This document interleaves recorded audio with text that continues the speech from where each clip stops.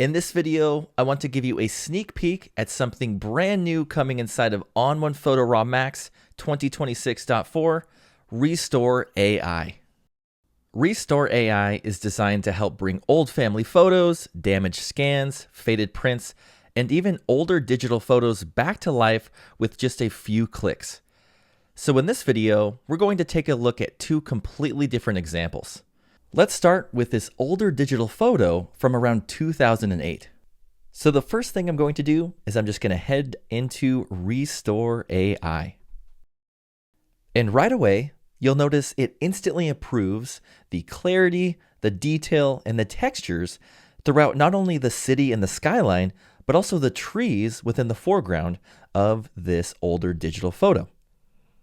Now in our Restore options here, I'm using the auto option, which is going to allow me to bring in a nice bit of color and realistic colorization into the image automatically. But I have these other options as well if I want to keep a more monochromatic or black and white look within the scene.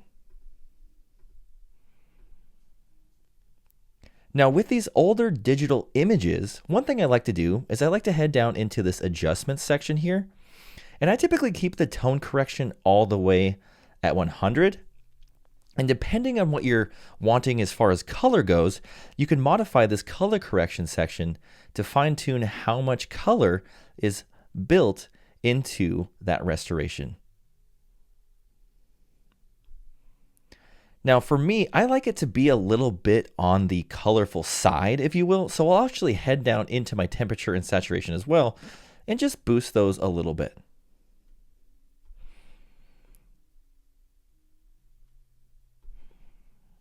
And it's looking really good. Let's just take a look at the before and the after here.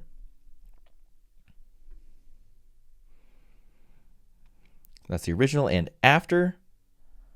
And we can see it's doing a phenomenal job at bringing back the clarity and the detail and the overall vibe and feel that was there when we captured this older digital image. Now that our image is restored, I'm going to take the image into effects and I'm going to add in a little bit of dynamic contrast. So with my restored image here, I can continue on in my workflow by using effects. I can add filters, I can add styles, local adjustments, I can use develop, you name it. But again, for this image, I'm just going to add a filter. I'm going to use dynamic contrast. I'm going to pull up on this small slider here just to add in a little bit more detail and texture into the scene. So it's pretty minimal there, but it does just help to bring a little bit more detail and overall contrast into the scene. So let's check out our before and our after. Now let's jump over to this vintage family photograph. So with our vintage family photo film scan, let's just head into Restore AI. And just like that, it's doing an excellent job at bringing back the life within this old vintage photo. We've brought back the clarity, the detail, and it's also removing a lot of that age-related damage within this film scan. Now, within our restore options here, again, you can use these other methods if you want to leave it as more of a vintage black and white feel. But I really enjoy using the auto option to bring back a lot of that natural, realistic looking color into the scene.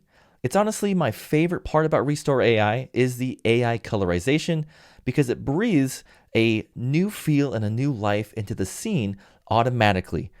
So if we just check out our before and after here, and this is just right out of the gate, we have the original and after.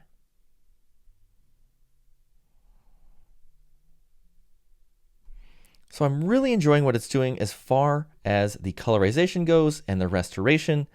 One thing I like to do in terms of the adjustments here is I like to leave the tone correction at around 80.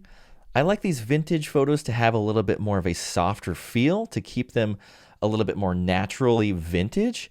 But I like to bring back the color correction all of the way because again, I really enjoy that natural AI colorization that happens within Restore AI.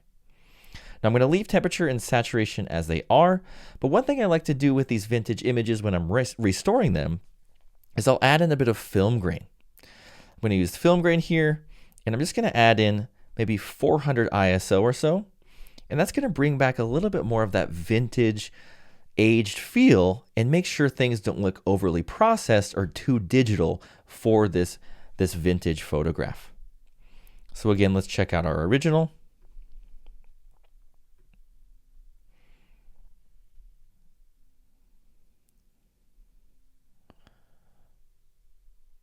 And it's looking really, really good.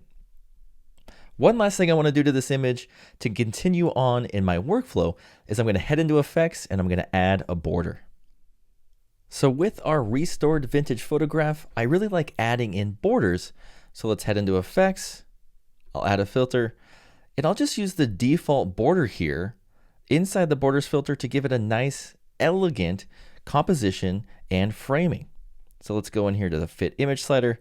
I'll just make sure we're not cutting anything off within the scene.